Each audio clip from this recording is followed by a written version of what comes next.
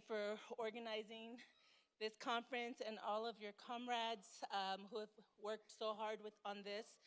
I want to just also give a shout out to Norma Cardenas, who is my longtime friend. We actually met, she's a professor here, we actually met as high school students in a summer program, and we both went to some of the poorest high schools in San Antonio, Texas, and here we are today, reunited and been living kind of parallel lives. So it's really exciting to be here and to just honor you and all the work that you're doing with everyone, with your community here. So thank you.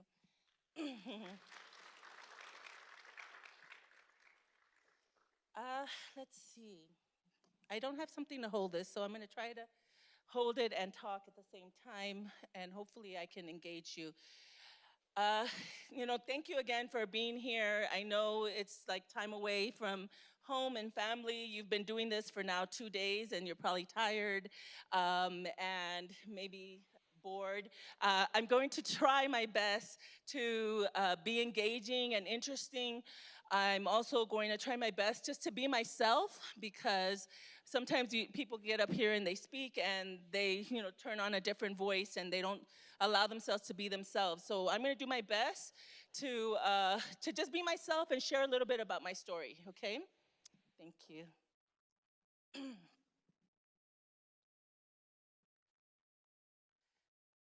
So the title of my presentation is Attempted Spirit Murder, Who Will Protect Your Spirit? And this is my arm. I have a tattoo that says, "Wild tongues can't be tamed," which is also, I think, the theme of the conference. Is that right?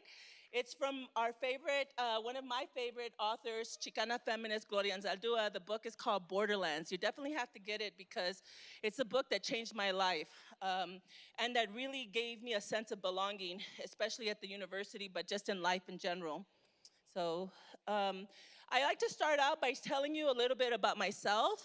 And for me, it's really important that people know where I come from and, all my different identities. I think some of your workshops talked about identities and the importance of knowing who you are. The reason that's important, especially from, for example, professors and speakers, is because a lot of times people get up here and they start talking to you and they just don't tell you who they are. And so you have no idea like where they're coming from and why they're saying the things that they're saying. So I like to start by sharing first who I am and where I come from. The most important thing that has created my own identity is my mother. So this is a picture of me and my mom. We did a photo shoot for an art exhibit that was a queer Latinx art exhibit called Club Poteria. And so again, just knowing that my mom, who is a Tejana, Chicana, born and raised in San Antonio, with no college education, did this photo shoot with me and proudly asserted, a Joteria identity with me. It means a lot, right? She's definitely a resistor. So her name is Delia. She was born and raised in San Antonio, so she's a Tejana. She's fiercely committed to her family, a single mom of 3. She grew up in poverty. She continues to live in poverty, and she's hocicona, right? So I learned to speak out through her. She's bi-curious. Literally, that means that she's not been in a queer relationship, but she's curious about it and is open to it, right? She's a peleonera, so if you try to insult her or her family or her kids, she will fight, she will cuss you out. She's a believer in justice, and she's what I call a mujerista, which literally means a Chicana Latina feminist, Chicanx Latinx feminist who believes in Indian discrimination, right? She's also a grandma. I am hija de Delia, 3rd generation Tejana. I also grew up in poverty. A 1st generation academic, means the first in my family to both go to college and become a professor.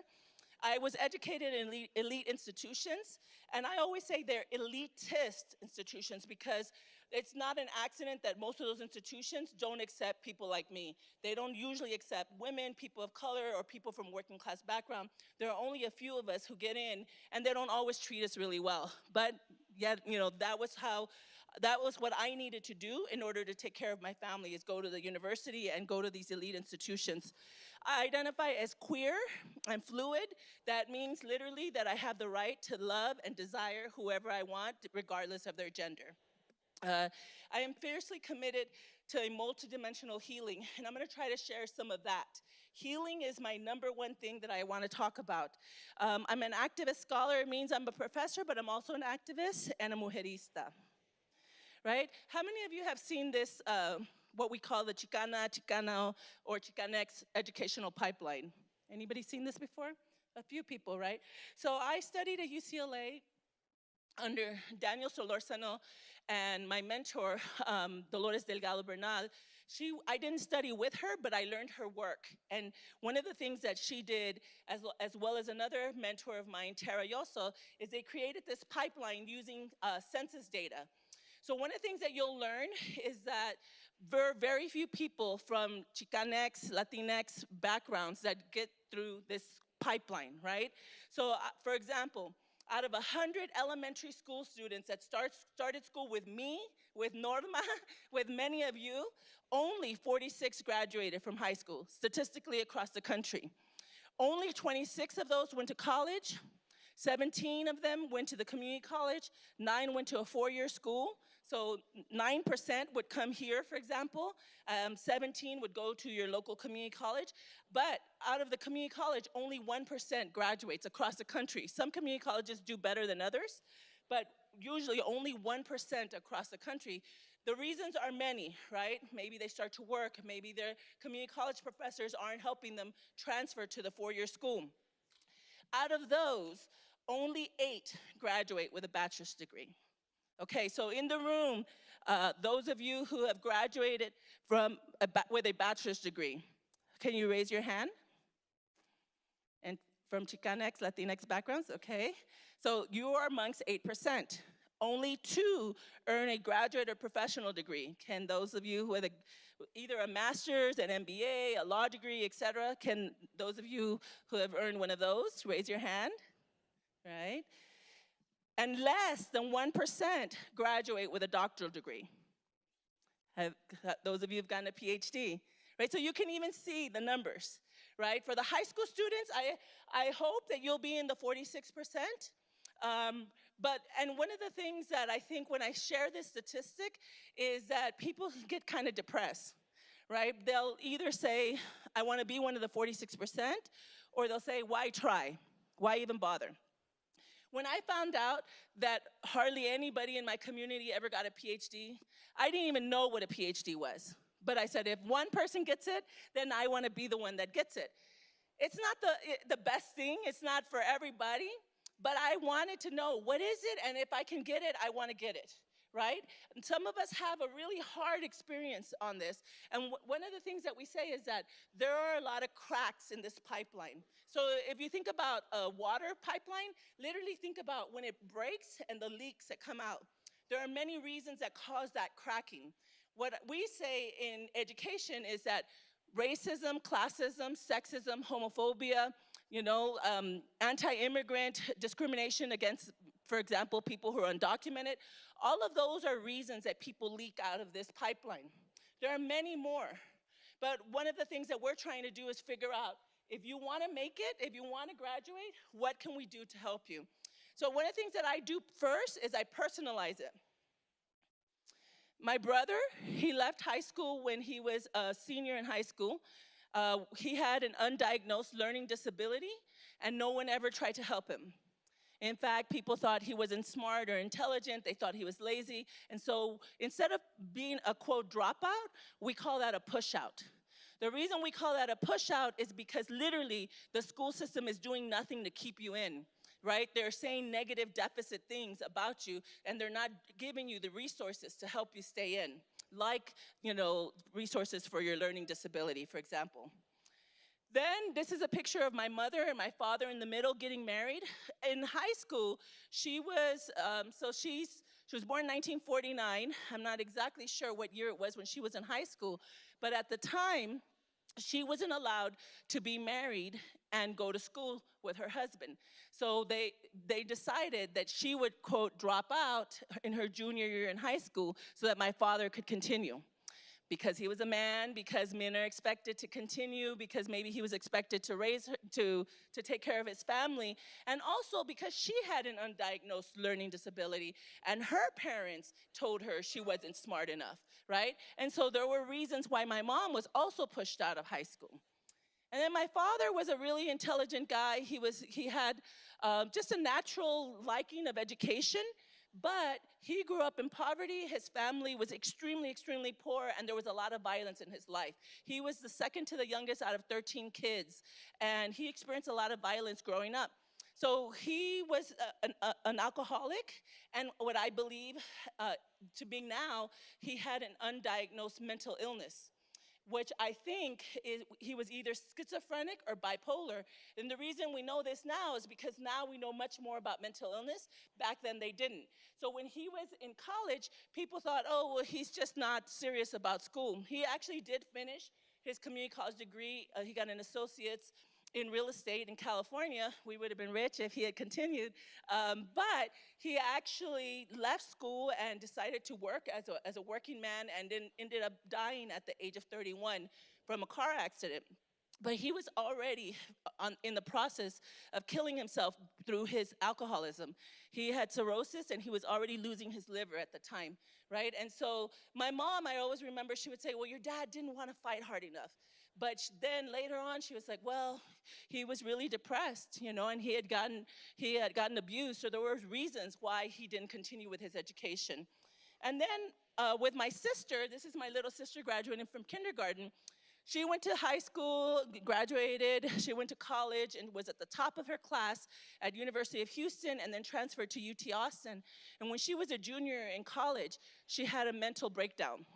We didn't know what was going on. We had no idea. She was always a really depressed kid, but at that time, she just couldn't continue with her education anymore.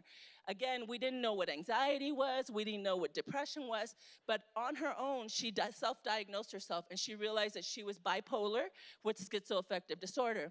That's how we know that my father had something similar, because my mom always says, the way your sister acts is the way your father used to act, right? And so again, now maybe we have more information, but we were still really, really poor, and we didn't have any support for her to get help and for her illness. So she left college without her degree. And then I graduated from Princeton, I graduated from Columbia with my master's, and from UCLA with my PhD. So mostly people will say, oh, Anita, you're so smart, you're so successful, et cetera, et cetera. But one of the reasons that always irks me is because they don't realize that my brother is really smart. My father was brilliant. My mother was really badass, right? So just because they didn't make it through this pipeline doesn't mean that they didn't want it and that they didn't have the capacity. It means they didn't have the support, right? They were smart people. They are smart people. If you notice my PhD, it's with my advisor, Danny Solorzano, who I love. If you want to go to a grad program where you can be supported, go to UCLA so you can work with him. And then my mom, this is my mom. She was my biggest supporter, didn't graduate from high school, but her whole life, she was like, you're going to go to college, because I didn't get to do all of these things. She sold, plates, food.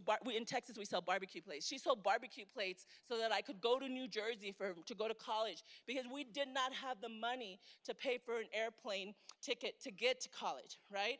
And so this is the thing, is that what I'm trying to say is that when you look at the quote success of people on the pipeline, you have to ask yourself, who helped them get there? How can I, if I want to do it, how can I ask for help? Because I can't always do this alone. More than often, people from my background cannot make it alone because of racism, classism, sexism, homophobia, anti-immigrant citizenism is what we call it, right? And so I always like to ask, what about my family? These are my great-grandparents in the middle. They died in their late 90s, and these are a bunch of my cousins. That's my little sister. Where am I? I'm sweating in here somewhere. Up there at the top, you see how I'm like pulling my t-shirt because we're probably playing. Probably out of these, I'd say 3 of them went to college, including me. At least 3 of them went to jail. One of them, this young man, was murdered in a drive-by. Right? And so there are reasons why our families are not making it through the pipeline. It's because any number of things that are attacking our community. And so I, as a professional, my job, I try to figure out how can I help people. If they want to go to college, what can I do? Right? I know that not everybody's excited about college, but if you decide to do it, I want to support you to do it. And that's one of the things that I ask. You know, I know that some of the people from the community, some of you educators have brought your students here. That's what it means to keep people in. The students who are putting this together, that's what it means to keep people in the pipeline, making sure that you know who you are as a person and who your community is and what you can do, right? So I'm gonna share a little bit more about my life. So my sister had 2 kids. This is Ray and Michael when they were like tiny babies. My sister, as I mentioned, had her struggle with her mental illness. So when these kids were 3 and 4 years old, she came to me and she said, I can't take care of them. I'm having a hard time taking care of myself. Can you please take care of my kids? And this was one of the biggest sacrifices that she could have made, because even when people are struggling with poverty and mental illness, you still want your children, right? And so again, society would say, oh, she neglected her kids, she abandoned them. She did the opposite. She made sure that her children were taken care of, that they were in a safe place, and she trusted me. And so for that, I am very grateful. However, it has also been the biggest struggle of my life to raise these kids. Harder than going to college, raising kids has been my biggest struggle, right? And so I think some of you talked about intersectionality in your presentations and you learned about this. I want you to think about all the different things that impact you, right? Who you are, how your race, your class, your gender, and how your language, your culture, your citizenship, your mental and physical health, your religion and your spirituality, all of those impact you, right? And beyond that, all these isms. Take a minute to look at those isms. There are a lot of them. Some of us are like, oh, I'm gonna fight racism, or, I'm gonna fight one of the isms. But there are a lot of them, right? Ageism, colorism, linguistic discrimination when we make fun of people for not speaking English with a quote English accent, xenophobia, body discrimination, fatism, right? If you told yourself that you look fat after you eat, or you told somebody else, that's body discrimination. Autism, different kinds of ableism, heterosexism, homophobia, right? There's a lot of people who commit, for example, to not discriminating against people of color, but then they're still incredibly homophobic and sexist. What that means is that you're only dealing with one of the struggles. And so you may be committing another act of discrimination even when you're fighting against discrimination. And this is one of the reasons that I like to make a visual of it, because people have no idea what it means to like really commit yourself to ending struggle, right? Committing to social justice. So if there's anything on here that you don't know, any word, I would be happy to talk to you about it afterwards, but I also just want to invite you to think about what are the other areas that I'm not even thinking about. This is an academic quote, but I'm going to share a silly video with you, if I can, to describe it. Some of you may have seen this. Hopefully the audio will work. Okay, it's not working.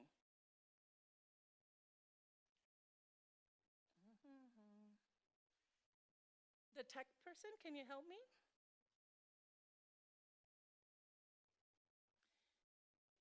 It doesn't even show my audio ability to raise it.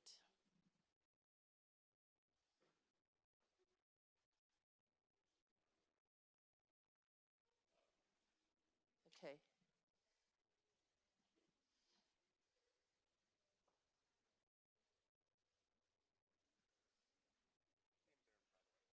Thank you, Aaron. This is Aaron, he's helping me out. Thank you.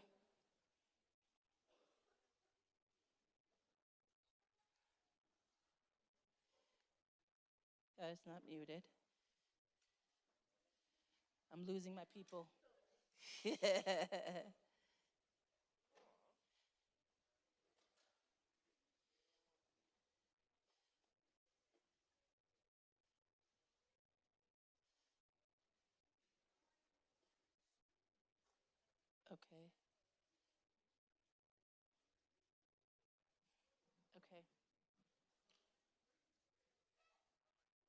It's a different connection. Bear with us. It's a cute little video, and I have one more video, so I want to show them both to you. What's that? Oh, that'll be nice.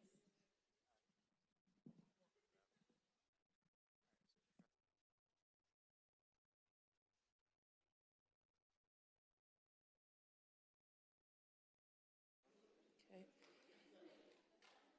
Hello? Against discrimination at work, and she's saying, like, you know, people mistake her for the other black woman in the office. People make black, you know, anti-black jokes while she's there, and so it's a joke about taking Excedrin for racist, you know, for multidimensional racist fatigue, and that's what I'm talking about academically, is that when you experience racism, literally you get tired, right? Like you get fatigue, you get worn out. And so there are scholars who have written about that. But as women or as queer people, LGBTQ folk, we know that it's not just race that you get tired of fighting. You get tired of fighting all kinds of discrimination, right? And so I'm trying to figure out, like, what does that mean for each individual, each person? And so what I look at is this concept of spirit murder. Spirit murder is another concept, kind of like battle fatigue. A legal professor wrote about it, and she basically said, when people are racist towards you, you're essentially experiencing a killing of your spirit. Not just like discrimination in terms of you can't get a certain job or housing, but literally your spirit is impacted by it, right? And so one of the things that I like to ask you know, like when I share this concept, is I like to ask people, where have you experienced spirit murder, right? Maybe it was around somebody being racist to you, classist, sexist, homophobic, anti-immigrant. Maybe it was just somebody saying you're not good enough, regardless of your identities, right? And so the first question that I'll ask is, in kindergarten, what were your dreams? What did you want to become? Does anybody want to answer that question? Yes, thank you. An astronaut. Yay, so there's 2 astronauts at the table. Anybody else at that table want to tell me what you wanted to become? Firefighter. A firefighter. How about over here? Give me 2. Hold on. So work for the police. A veterinarian. What else? A doctor. You don't remember? Okay. How about at that table? Veterinarian. Okay. How about the elders? All 3 of you. A soldier. You didn't have any dreams. That is significant, and I'll come back to that and say why. Go ahead, ma'am. What did you want to be? You, a teacher. So you got to do it, maybe. Nice. How about this table? A what? An astronomer. Anything else? The president. Okay, so notice we're laughing at people's goals. Don't be a spirit murderer. Go ahead. A librarian. What else? A music artist, a police.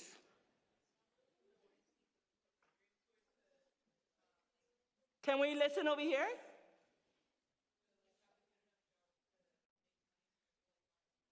Take care of your family, right? Yes. Over here. What is it? A nurse, okay. Here? An apprentice? A princess. Nice. Here? A cop. So there were a few who wanted to be cops. Anybody else? A what? Firefighter? Okay, here? A pediatrician. A witch. I love it. Pediatrician, nice. I already did your table. Okay, so knowing all of those dreams that you had, either in kindergarten or elementary school, when and how did your spirit murder take place? Was there someone who said, actually, you can't do that, right? So I think about you, you said, I want to be a president. Was there someone or some condition? Sometimes it's not even a person, it's just that we get that message, right? Someone says, oh, you're brown, you're not rich, you're a woman, you're this. So no, you can't do that. You can't even dream it.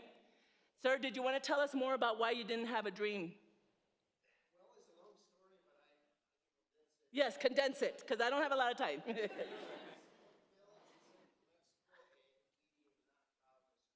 Exactly. My parents did not know how to read. Exactly. Books in the house. Exactly. So I didn't know what my passion was. Exactly. So the reason that that's so powerful is that pretty much at every time when I share this, there's always at least one person that says, I didn't even know I could have a dream because I didn't have any of the bare necessities to even dream for something, right? Because I was trying to survive, I was trying to live, we're trying to take care of our families, right? And so mostly, a lot of our families, especially migrants, their goal is to survive. Their goal is to migrate, their goal is to make sure their children eat and that they live, right? And so it's not a mistake, but the thing about it is there is a spirit murderer there. The spirit murderer is the migration system, the capitalist system, right? Racism. There are reasons why certain communities around the country and around the world don't have schools, why people don't have access to reading even, right? Even by law, people of African descent in this country were forbidden from reading, right? And some of us are like, oh, I don't like to read. But it's an incredible privilege to even learn to read. Legally, people were banned from reading, right? That's when I learned that, I thought, that is powerful. I'll never say that I take for granted the idea that I can read or go to school, etc. Not all of us have those opportunities. And even if we do, it doesn't always translate into, quote, success. It doesn't always let us buy our parents' houses, right? I'm a PhD. I'm still struggling to help my family out of poverty. That's the reality. Because when there's only one of us, it's gonna take a lot more than just one person to bring a whole family out of poverty, right? And that's really hard and sad, but it's also really powerful that I'm even here, right? It's powerful that my mother helped me do it, that my brother, my sister, with all of their struggles, they are the reason that I'm here, right? And so one of the questions that I finish up with is, are you a spirit murderer?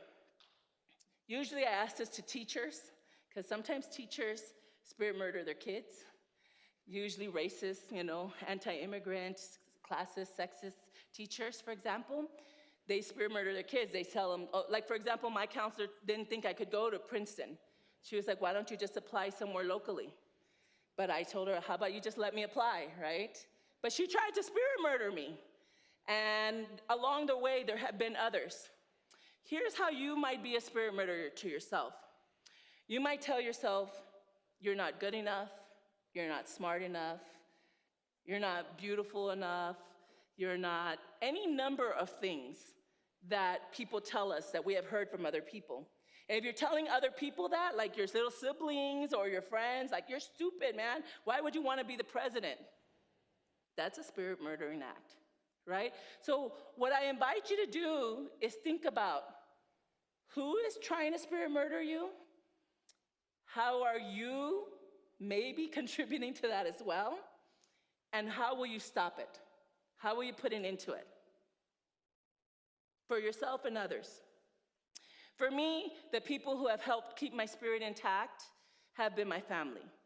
Don't get me wrong, there also are a lot of work, right? They also do a little bit of spirit murdering in there, but really, they're the ones that have kept me alive and willing to continue this journey, right? So this is my mother, my brother, my sister, my brother's kids, and then over here, my mother, my brother, me and my sister.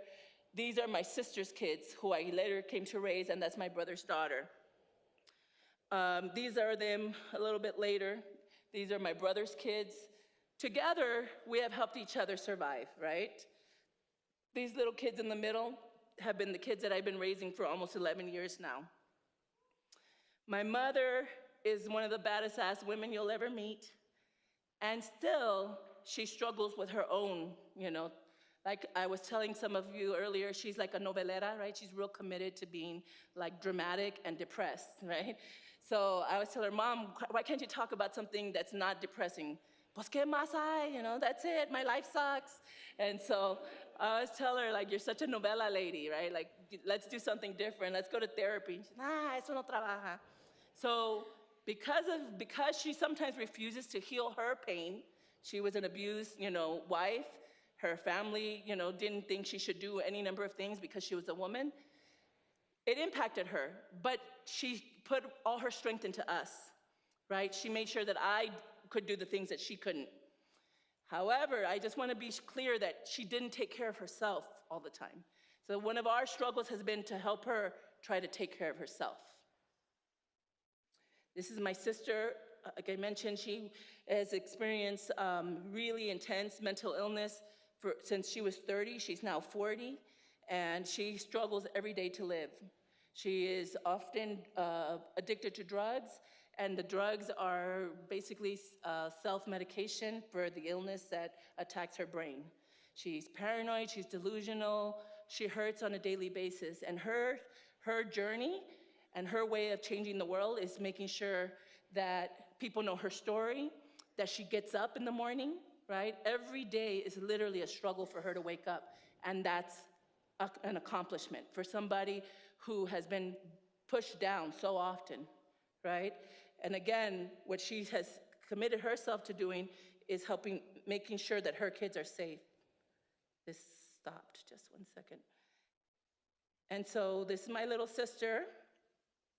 This is her, and I think these two pictures really represent like both the joy and the pain that she goes back and forth with. Being a bipolar person, there is manic joy and manic pain, right? And she has struggled, again, to just be here in this world with us. So for me, I've learned from her experience, my mom's experience, and my brother's, that I have to try to heal myself, that I have to try to heal these little teenagers who are now, one's turning 14 on Monday. He's turning 14. She just turned 15. That's my partner, Veronica. We're a queer family trying to heal ourselves, right? And so that's a rare picture where they actually smile. They usually look like that. And again, what I keep telling them is like, we can't let ourselves stay in this pain. We have to figure out ways to heal it. I talk about this academically. Gloria Anzaldúa also wrote about something called the Goyo-Shaki imperative. I think it's really relevant to the fact that you all are trying to get in touch with your indigenous, background through this conference and through your Chicanx, Latinx identities and our multiple identities that we have. But Gloria Anzaldúa writes about a wounding. Goyo-Shaki was the moon goddess. She was literally cut into pieces by her brother because she was threatening to kill her mother, right? That sounds like a novela, right? And literally, she was dismembered. And what Gloria Anzaldúa talks about is that there's a wounding in our ancestry. It looks like colonization, it looks like, all of the other isms and phobias. What it has done is it has taken us apart. We're dismembered, we're disconnected from each other and our communities. Most of us, for example, don't know anything about our history, our her story, or our queer story. That's a dismemberment. And so what Anzaldúa argues is that we need to remember to put ourselves back together, right? We do that through laughter, through creation, and through healing, but mostly we do that through loving. Loving ourselves, loving each other, and working on ending that commitment to wounding, right? I do it through my Chicana Latina, Chicanx Latinx feminist family, and my Joteria family. Notice we have reclaimed the word Joto, Jota, Jotex. As queer people, we know that we've been stigmatized not only by mainstream community, but also within our brown community at times. And so we've reclaimed those identities and we create our own organizations and our own community. Again, what we're really committed to is love, radical queer love, fun, and multidimensional consciousness, meaning multidimensional awareness, right? Knowing what all the isms are. We engage in this process when we allow ourselves to love fiercely, to laugh, to be silly, to create art, to dance, to love, to write poetry, to tell stories, learn, teach, and sing songs, which you will get the opportunity to do after I finish speaking. We do that shamelessly and authentically committed to our truth. Each one of you have your own truth and your own authentic identities. The thing about being a middle school and high school student is that you're trying to figure out who you really are, right? But we're still doing it even at my age. And usually we're trying to please other people. Like, who can I be for those people, right? How can I dress? How can I perform who I am so that other people will accept me? And what I invite you to do is to do the opposite, to think about who you really want to be instead of what other people want you to be. I'll end with Yosimar Reyes. For those of you who don't know him, he's an undocumented queer poet who I love. He's fabulous. He's made his work and life through art and poetry. This is his grandma, and she has done a badass job of raising him. He grew up in San Jose, and he now lives in Los Angeles. I encourage you to look up this campaign. It's called Undocu Joy.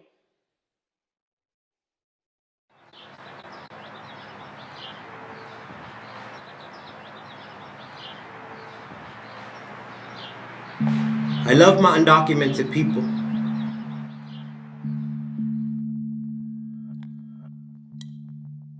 I love us because every day we wake up to a country that hates us. We wake up, give thanks to God, and go to work.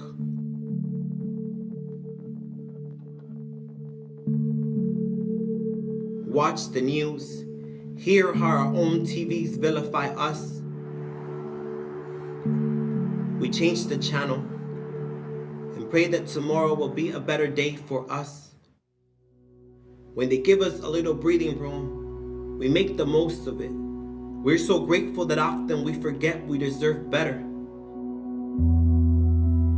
That all this mess is not our fault. We stay low on the radar. Want peace? Want to exist without the added stress of having to be public about where our spirits ache. We just want to go to work to feed our families, yet we become scapegoats to a system that is addicted to exploiting the poor. I love my undocumented people because the way our spirits are toyed with, you need some unfathomable strength. I love us because we have constantly had to prove our humanity and constantly done it beautifully. Because to stay human under these conditions, you have to have an understanding of beauty. I love us. Even when our stories are manipulated and exploited.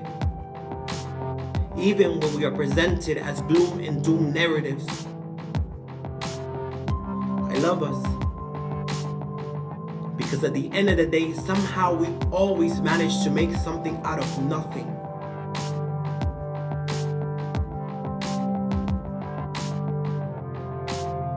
I love my undocumented people because being undocumented is not political, it's not physical, it is a condition created to keep us from smiling. But look at us, thriving.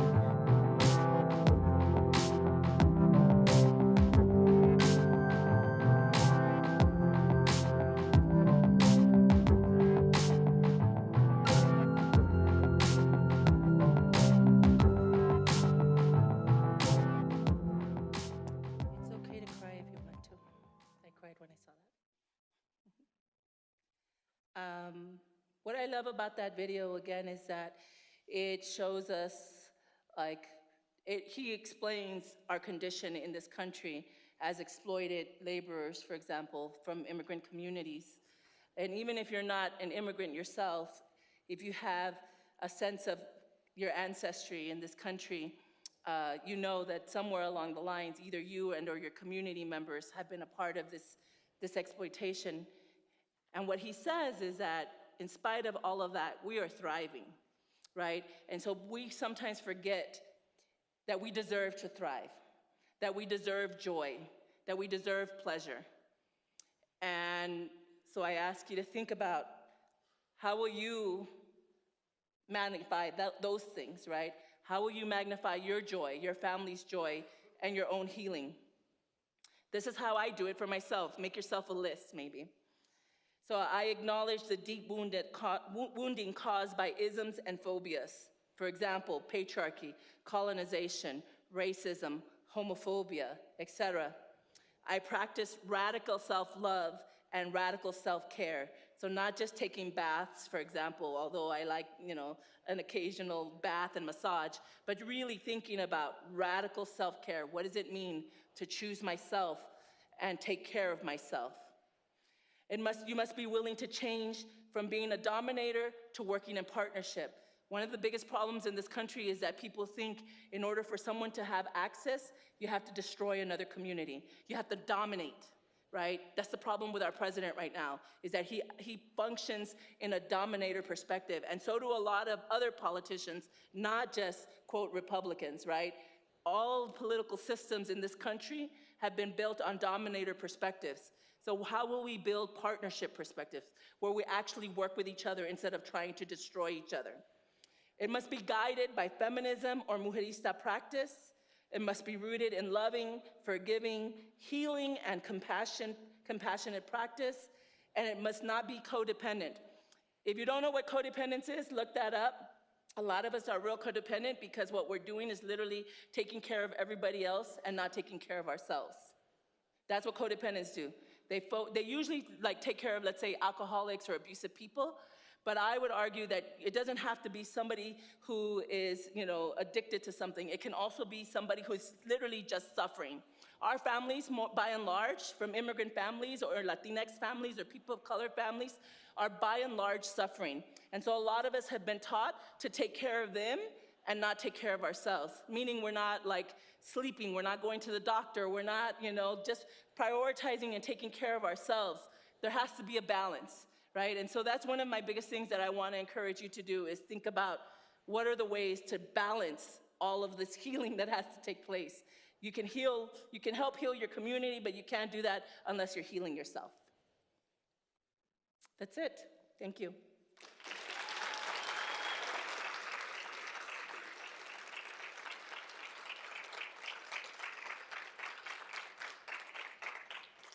Do you want me to take questions? Okay.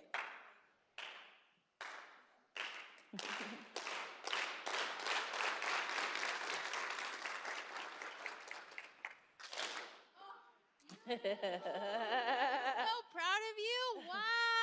I can't believe you did that. And that's the best.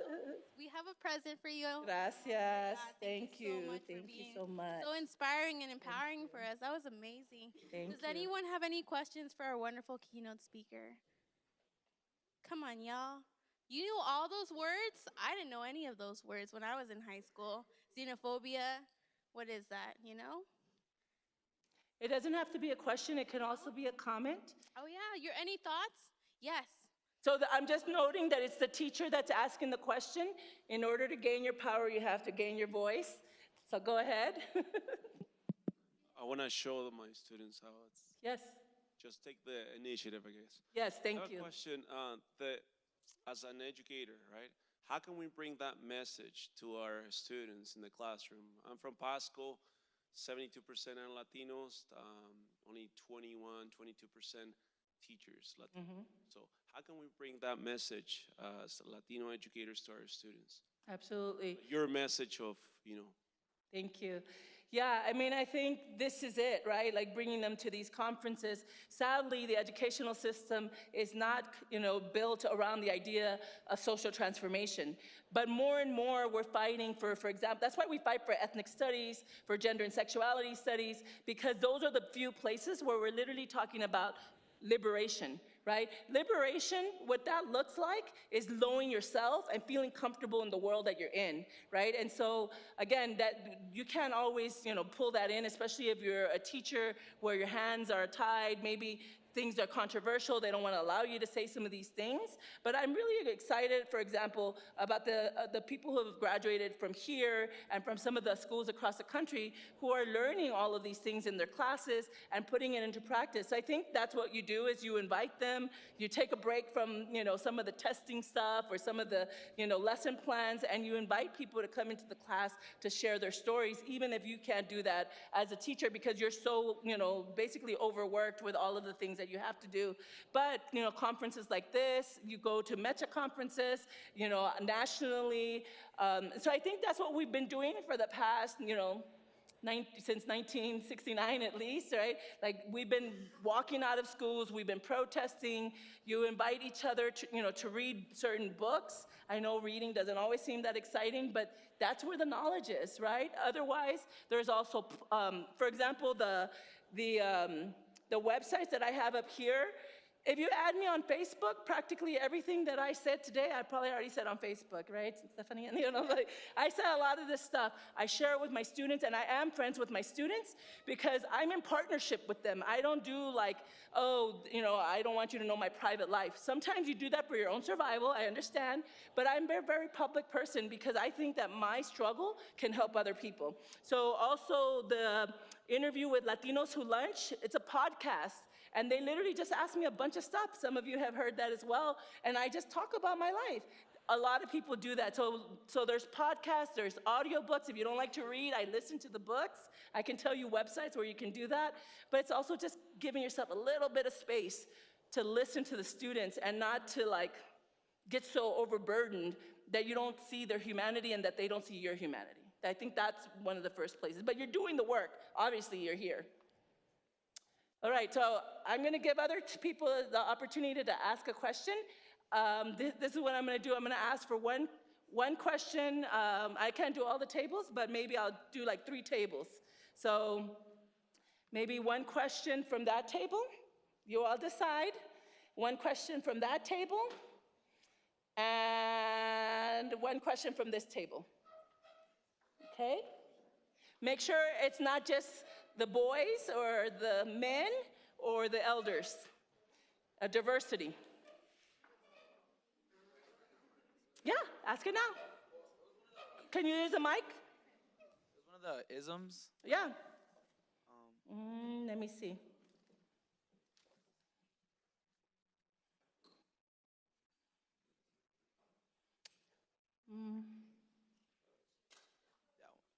Okay, go ahead and ask. Ableism? Ableism. Yeah. What does it mean? Okay.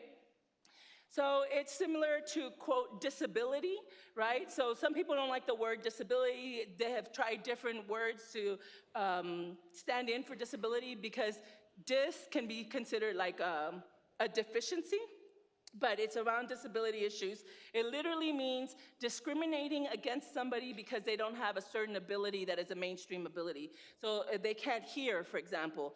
Autism is discrimination against people who are deaf, right? For some of these, we don't even have words for them. So how do you say a discriminator against blind people? I don't know that there's a word, but people, what's that? There's not a word? All right, say it? No? Okay, good. So this is one of our challenges is we need to come up with the words to identify it. So ableism is just kind of like an umbrella term for anybody who has a, quote, disability that is like visible, not visible, but that you can kind of tell, right? And so being deaf, blind, not having a limb, for example, like not having a leg, not being able to walk. But then there's also invisible disabilities, which are like usually mental illnesses. So like if you're a depressed person, if you have anxiety, that's an invisible disability. Okay, thank you for that question. Over here. So I've noticed that usually people who speak about these problems or issues, they usually have like a difficult past. As someone who hasn't gone through that, how could they go out there and talk about these issues? yeah. Yeah, I mean, I think one of the things that people have been having a hard time with is the issue of privilege, right? So if you have not dealt with, let's say, heterosexism because you're a straight person, then you can be an ally to people who are queer, right? Lesbian, gay, bisexual, transgender. The first thing you do as an ally is actually the least you can do, because you can also be an accomplice, which an accomplice is somebody who actually works with you and knows your, basically follows your lead. But an ally is just somebody who says, I'm compassionate and I feel for you. The first thing you do as an ally is you educate yourself. What do these words even mean? Am I friends with any queer people? Do I even know where the history of the word queer came from? And what can I do to understand? One of the things that I do, for example, I'm not trans. I'm what they call a cisgendered female or woman. Because of that, I have an ignorance around transgender,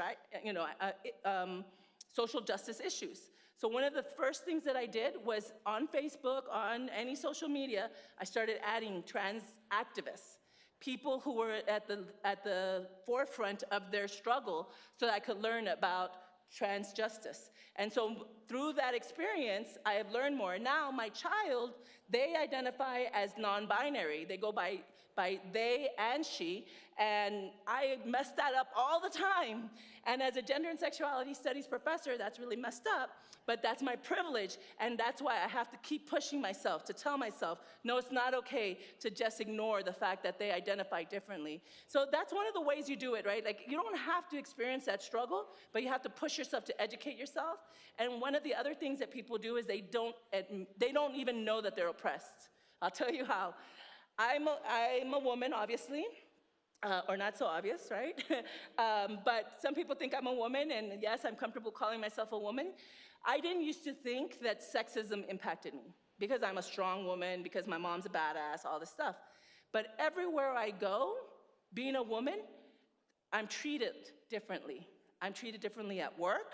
I'm treated differently in relationships. I'm treated differently, by my own kids. Sometimes they expect me to do everything for them, for example, right? Like clean up for them, help them do their homework, take care of them all the time. Even when I have another woman partner, because right now I have a female partner, and she is more masculine presenting, they don't ask her to help do the things that they ask me to help do, because I'm the mother, parent that ends up doing all of the work that usually women are expected to do in the home. And so I have to push them, and I have to push other people. So that's the thing, is like, first you have to even realize that you actually probably are oppressed.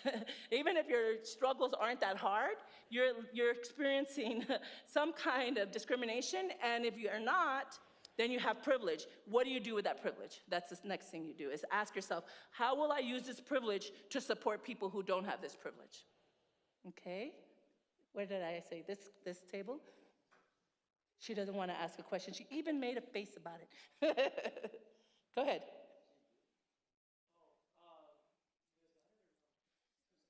Go for it. Can you use the mic? So this is a way to be an ally in terms of ableism. Some people, you don't realize that they're hard of hearing. They might be deaf in one ear, or they might be going deaf. And so you think everybody can hear you because you can hear each other, but there might be a person in the room who's who's losing their hearing. So a way to help them and be an ally is always use the mic, no matter what. Thank you. So the question was in regards to the Chicano-Chicana education pipeline. When was that created? When was it created? Well, I guess when were those results? What year, I guess? This one's kind of old. So I graduated college or grad school in like 2004. And so I think that was one of the last times that I did this pipeline. But if you go online, you can find an updated Chicanx educational pipeline. There's also an African American pipeline. There's an Asian American pipeline, even a white pipeline. In fact, some of the numbers get to be similar for a lot of the people of color. And you'll see differences based on gender And one of the things that you don't realize is that there's a difference based on class. So you ever heard that Asians or Asian Americans, allegedly they're smarter than a lot of people? Have you ever heard that? Well, the reason that people believe Asian Americans to be smarter is because they have higher rates of high school graduation and college graduation. The reason that they have higher rates is because historically, most people who have migrated here from Asia came here with a background of education and money, right? So they came already with education and money and or some skill like computer science, engineering, et cetera, because the immigration policy allows them to migrate if they have, for example, an engineering degree. Whereas our people from Latin American communities generally don't migrate with those kinds of skills. And so when we come here, we don't already have that access. So if you ever look at that, it's called the model minority myth. It's like Asian Americans, they're not all just smarter, they have privilege. And so that's one of the things that you'll find when you'll look up this pipeline. Like I said, the numbers are older, but they're still very comparable. And if you want, I can send you an updated one when I get home. Mm-hmm. Any other last questions? Yes? This will be the last one.